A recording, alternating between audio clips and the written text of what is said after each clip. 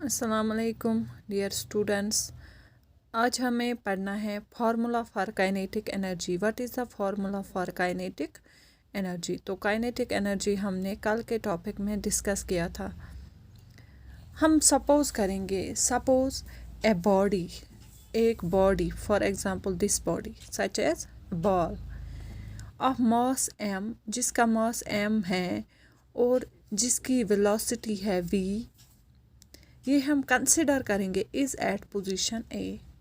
ठीक है, क्या हमने लिया, हम कंसिडर कर रहे हैं एक बॉडी जिसका मास m है, वेलोसिटी v है और ये अभी इस पोजीशन पे है ए पे। उसके बाद क्या होता है, उसके बाद let it enter into a medium m such as air which opposes the motion of the body with a constant force f। इसका मतलब ये हुआ कि अब जो बॉडी है हम सपोज करेंगे ये एक मीडियम से गुजर रही है, for let it be this let it be medium M, for example air. तो अब जो ये मीडियम है, फॉर एग्जांपल हमने एयर कंसिडर किया है मीडियम, ये इस बॉडी की मोमेंट को क्या करेगा, अपोज करेगा, जिसकी वजह से इसकी वेलोसिटी क्या हो जाएगी, शाबाश, इसकी वेलोसिटी जब फोर्स वहाँ से अपोज कर रहा है तो इसकी वेलोसिटी डिक्रीज़ हो जाएगी।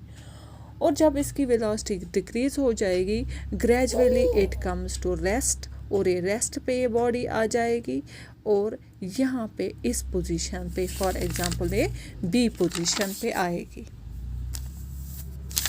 और यहाँ तक आते आते इसने क्या किया, इसने कितनी डिस्टेंस ट्रेवल की, इसने लेट इट बी एस, इसने एस डिस्टेंस ट्रेवल की from going from A to B, इसने डिस्टेंस ट्रेवल की एस।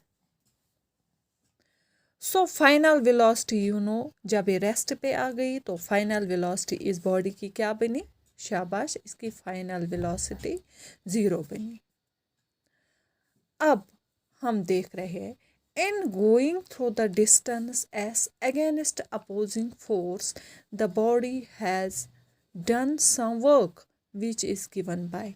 जब ये बॉडी मूव करेगी या जब इस बॉडी ने मूव किया from position A to position B, यहाँ से position A to position B, जब इस बॉडी ने मूव किया against the force, against the force, तो यहाँ पे कुछ इसने वर्क डन की और वो वर्क डन किसके बराबर होती है, शाबाश, that is equal to work we know is equal to force into distance.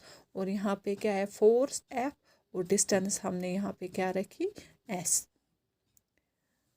अब देखो at position B the body is at rest, that is it has no motion and no kinetic energy. This means all the kinetic energy has been used in doing work W. So kinetic energy must be equal to W. अब ये जब body position B पे आई तो उस time पे ये rest पे है, शाबाश। तो जब ये रेस्ट पे है इसकी मोशन क्या है, इसकी कोई मोशन नहीं है और काइनेटिक एनर्जी भी इसकी 0 है। दिस मीन्स जो इसके पास काइनेटिक एनर्जी थी वो किस में यूज़ हुई, शाबाश, वो यूज़ हुई इन डूइंग वर्क। इसलिए जो काइनेटिक एनर्जी यहाँ पे है that must be equal to work. Thus हम लिख सकते हैं फिर kinetic energy is equal to work. Work already हमने कहा कि work done is equal force into distance. तो जब work is equal to kinetic energy तो हम लिख सकते हैं kinetic energy is equal to F into S and let it be equation number first. Now if a body has an initial velocity v, small v हम लिखेंगे। अगर एक body के पास इनिशियल वेलोसिटी स्मॉल v है, final velocity let it be capital V, acceleration a है and travelling distance s, then according to third equation of motion, third equation of motion आपको पता है, शाबाश, क्या है, V square minus U square is equal to A S. लेकिन यहाँ पे हमने वी स्क्वायर है फाइनल वेलोसिटी, इनिशियल वेलोसिटी हमने यहाँ पे डिनोट की है स्मॉल वी से, तो हम लिखेंगे यू के बदले small V that is v square minus small v square is equal to as, or we can write capital V square is equal to small v square plus 2as. In the above example, initial velocity of the body is equal to v. जो हमने अभी example दी, कौन सी example? ये, तो इसकी initial velocity थी ना v। शाबाश। फाइनल वेलोसिटी जब ये पोजीशन b पे आई तो क्या बनी? वो 0 बनी। शाबाश। तो अब फाइनल वेलोसिटी इसकी 0 बनी। एक्सेलरेशन माइनस ए है क्योंकि ये रिटार्डेशन है ना। शाबाश। एंड डिस्टेंस यहाँ पे इसने ट्रेवल की है s। नाउ हम पुट करेंगे these values in the above equation.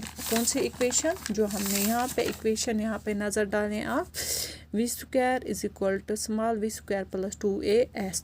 तो ये फाइनल वेलोसिटी यहाँ पे 0 है, तो लिखो यहाँ पे 0। शाबाश। Is equal to v square minus 2as।